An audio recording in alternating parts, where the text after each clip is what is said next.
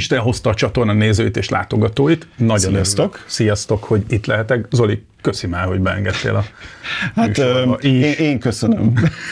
De mit köszönök, tudod? Nem is tudom, mikor voltam itt utoljára a stúdióban, de szerintem most már ilyen évben lehet mérni. Már mint access pointos vonatkozásban. Hát kezet foghatunk, mert hát ugye én meg még annyit sem voltam, mint amennyit előtte te voltál a stúdióban. Most is ugye igazából az apropója az, hogy nem a úgymond szokásos disztribútált márkáink közül válogattunk a mai adásba, mint például Mikrotik, vagy Ubiquiti, vagy Cambium Networks, vagy Cambium, hanem az Anchornek a UFI Security családjából hoztuk el nektek hát igazából a legtetejét a termékkínálatnak. Ezt a terméket igazából tavaly évvége felé jelentette be a UFI, ha jól emlékszem, akkor talán az IFA környékén tavaly, és hát azóta is rettentő népszerűségnek örvend, annak ellenére, hogy nem a legolcsóbb árkategóriát képviseli, hanem igazából a tetejét, tehát az ilyen könnyeket lehet dobni az árától, de... Láttam is, mert te készítettél egy ilyen nagyon akkurátus jegyzetet, és akkor a te akkurátus jegyzetedben egy sokkal, nem is tudom, pongyolább jegyzetet raktam össze, és ott az egyébként tök korrekt, hogy a végén a hátrányoknál felsoroltad a kiemelkedő árat. Igen, ezt azzal kell, ahhoz kell viszonyítani, hogy itt az összes többi hasonló gyártóval ellentétben nem kell semmilyen havidíjtól félnünk, tehát hogy itt nem kell semmit havidíjas konstrukcióba fizetnünk a termék megvásárlása után, ez az egyik. De miket szoktak fizettetni? Azért szoktak díjat kérni, hogy a cloudból elérhessd a felvételeidet. Ugye ezt a cloudot ők biztosítják, és ennek az árát kérik meg ezekkel és itt meg integrálva van az árba a Forever Cloud Living? Igen, itt is lehet ugye még, tehát hogyha valaki nem szeretne local storage-ot használni, ami ugye a S3 Pro esetében, hogyha kitbe vesszük meg, akkor egy Homebase 3-mal ugye biztosítva van egy alap 16 GB. Hogyha valaki ezt nem szeretné használni, akkor a UFI-nál is van arra lehetőség, hogy előfizessünk cloudra, de ez opcionális, és ugye nincsen semmi korláthoz kötve. Például ugye vannak konkurens gyártók, akik például megengedik, hogy mondjuk 1 vagy 2 kamerát használjál mindenféle előfizetés nélkül, de hogyha ennél többet szeretnél, akkor már tessék előfizetni. Itt ilyen nincs. Hanem igazából helyben van tárolva az adat, ugye a Homebase 3-on. Ez a Homebase 3, ez bővíthető egészen 16 terabájtig egy SSD-vel vagy egy HDD-vel. Kicsit drágább, viszont nincsenek akkor ezek szerint bújtatott költségek. Nincs, abszolút nincs, és attól se kell félni, hogy levágják a cloudot, és onnantól kezdve téglaként tudjuk használni csak a kameránkat. Ó, az de rossz lenne. Erre is volt kibontjuk? Precedens. Hát, te már eltávolítottad a celofánt? Igen, a celofánt eltávolítottam, hogy nem most kelljen vele szerencsétlenkedni, de itt annyit, hogy ugye az újabb szériákat már nem celofánnal kapjuk, hanem egy ilyen tulajdonképpen ilyen kreppapírszerűséggel vannak csak átkötve, hogy teljesen műanyagmentes legyen a csomagolás. Ez bizonyos régiókban az elvárás is. Hát igazából súlya az eléggé jelentős. De az a megbízhatóság. Nem írtam föl, hogy hány gram, de mindjárt megnézzük. Tehát ő a UFICAM S3 Pro, maga a kamera, ugye ő kapható 2-es szedbe, 3-as szedbe, meg 4-es szedbe, ami azt jelenti, hogy 2, 3 vagy 4 kamerával, plusz egy Homebase-zel kapható. Itt az ideje, hogy beúsztassam a doboz, Zoli. Itt az ideje, hogy beúsztasd a legnagyobbat. Ez a pillanat. A kamerában is megmutatom, így is megmutatom. Igen.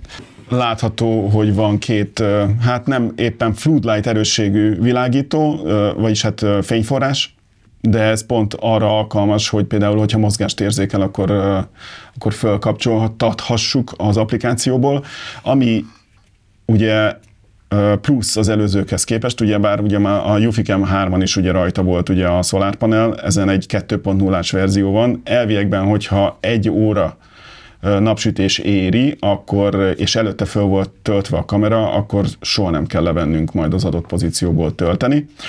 Amennyiben olyan helyre tudjuk csak fölrakni, például eresz alá, ahol nem éri teljesen a napfény, de mindenféleképpen szeretnénk nem levenni, akkor erre is van egy opció, mégpedig az, hogy a töltőportján keresztül egy szintén a UFI családból származó szolárpanelt tudjunk egy kábellel csatlakoztatni hozzá, és akkor a szolárpanelt el tudjuk tenni az eresz fölé.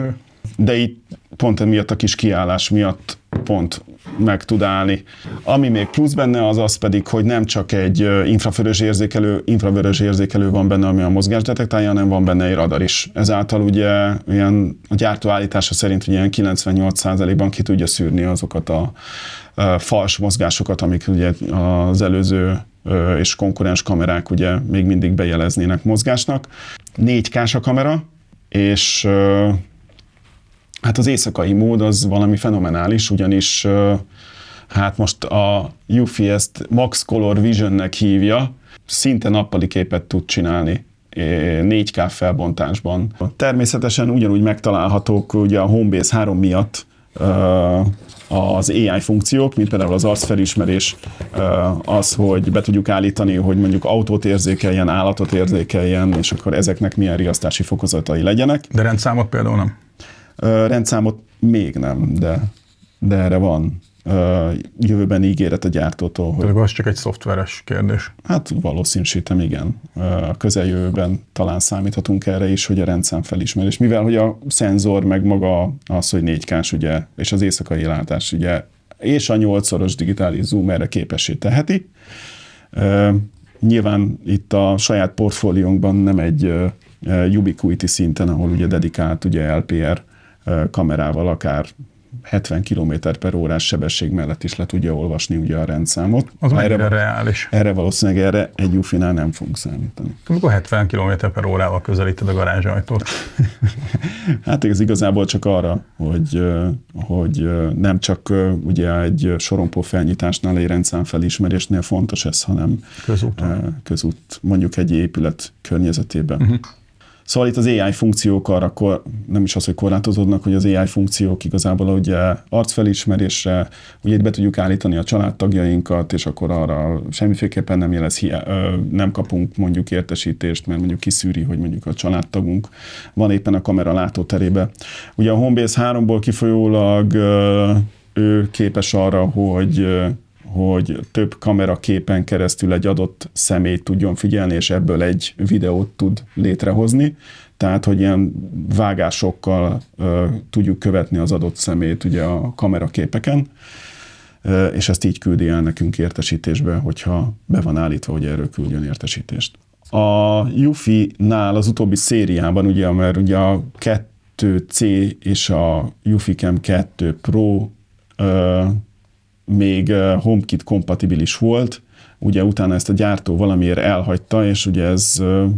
Mondjuk ez egy érvágás. Igen, ez most rájöttek, hogy ez hiányzik, úgyhogy ővel ezt visszahozták. Annyi a korlátozás, hogy csak 1080p-ben megy át a HomeKit Security videón a hiába 4K-s felvételünk, de innentől kezdve ugye bármit lehet csinálni a kamerával, tehát bármilyen ugye a HomeKit eszközön meg lehet tekinteni a képét, lehet automatizáció. A mozgásérzékelésre tudod használni, vagy ilyen szenzorként is. Igen. Automatizációkba tudod bevonni. Nehéz szó. Nem, csak több kávét kell inni. És zavar. Hát kicsit számszerűsítve a dolgokat, ugye azt már említettem, hogy egy 4K-s kameráról van szó, van benne PIR és radarszenzor, van benne tulajdonképpen ilyen floodlight fénynek használható két fényforrás, kül- és beltérre szintén lehet tenni, ugye IP67-es a kamera, ugye külső szolárpanelt lehet hozzá csatlakoztatni. Látószöget tekintve ő 135 fokot lát be, ami elég széles, tehát igazából mondjuk egy bejárati részt valószínűleg két kamerával, úgyhogy még egymást is lássák, simán lehet fedni. Ugye akkor az előnyeit azt végigsoroltam, meg a technikai paramétereit, és korrekt módon a hátrányairól is beszéltünk. Egyetlen egy dolgot nem említettél még, amit a jegyzeteidből szedtem ki, hogy valamilyen fajta wifi korlátozás van rajta, jelentsen ez bármit is, hogy benne. Hát ez annyit jelent, ugyebár, hogy ő hozzá szükségünk van mindenféleképpen egy Homebase 3-ra, tehát ez nem simán egy wifi-re fölcsatlakozó kamera. Ennek az a hátránya, ugye, hogy nem tud egy simán egy wifi hálózatra fölcsatlakozni, tehát nem olyanok, mint a SoloCam család. Cserébe viszont sokkal távolabbra vihetjük, mert ugye saját wifi protokollt használ egy a Homebase 3 által, És hát az üzemidő. Ugye nyilván ugye a saját protokollú Wi-Fi-vel ugye sokkal tovább tud életben maradni a kamera, és így simán kivitelezhető az, hogy egy egyszeri feltöltéssel simán 1 óra napfény, 1 órát érje a napfény, akkor élete végéig működni fog az adott ponton a kamera. Ez egy key selling point. Hát ez az egyik, igazából a másik pedig az, hogy tényleg, hogy nincsenek havi költségei.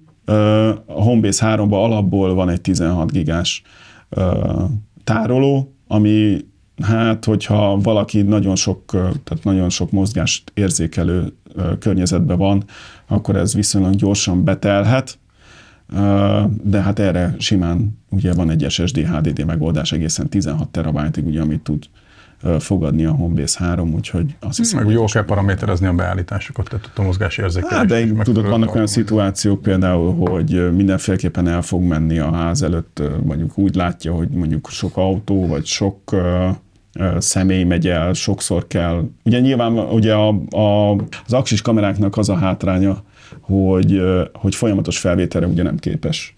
Pont azért, mert akkor nagyon gyorsan lemeríteni az aksit. Tehát egy poéval táplált, NVR-ral megtámogatott kamerarendszerrel nem tud versenyre kelni, hanem mindig ugye az adott mozgás vagy beállított valami fogja triggerelni ugye a felvételt.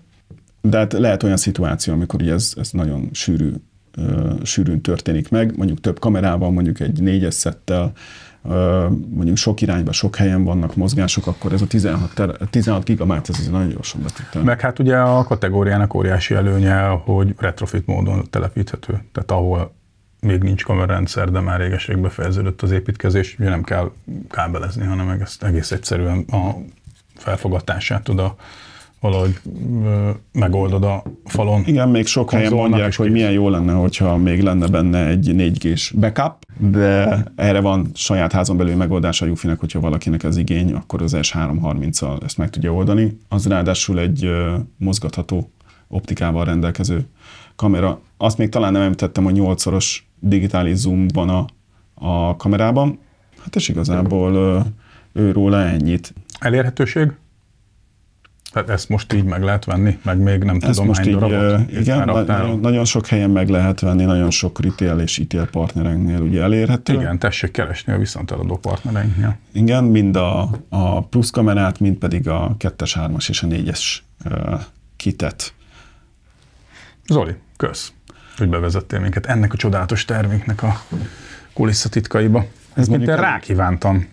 Rákívántál? Aha, igen, de most a teljes infrastruktúrát nem fogom ezért áthúzalozni. De pluszba simán bekötheted, és akkor igen, ugyebár olyan kamera karácsonyfa házunk lesz már így is. Nem, de hát most, hogyha hangulata van. Igen, de hát hogyha valaki esetleg azon gondolkozik, hogy szeretne még mondjuk egy kapucsengőt, vagy szeretne még mozgásérzékelőt, akkor ezt ugyanúgy meg tudja oldani Eufy házon belül. Ugye mind a csengő variációban ugye több megoldása van a Eufy-nak, mind mozgásérzékelő, van most már ugye füstérzékelő, van vízérzékelő és fagyérzékelő, és ez mindegy, ugye egy csomag megvételével, ugye ott van a Homebase 3-unk, ugye ezeket mind csak hozzá kell adni a Homebase 3-hoz is. És azonnal lesz egy kompatibilis. És HomeKit kompatibilis. És így már HomeKit kompatibilis, igen. Köszönjük szépen a figyelmet a nézőinknek, hamarosan ehhez hasonló, de természetesen új termékre vonatkozó tartalommal jelentkezünk. Igen, próbálunk többet szemezgetni ugye az Anchor portfóliójából, ugyanis hát van miből, mert nagyon sok újdonság van, és nagyon sok érdekes terméke van a gyárban. Meg hát őszintén szóval mi magunk is elkötelezett fogyasztói vagyunk. Igen. Hát ez lehet, hogy mindent elmond, igen, hogy mindenkinek tele van a lakással hasonló. És tényleg. Sziasztok! Sziasztok!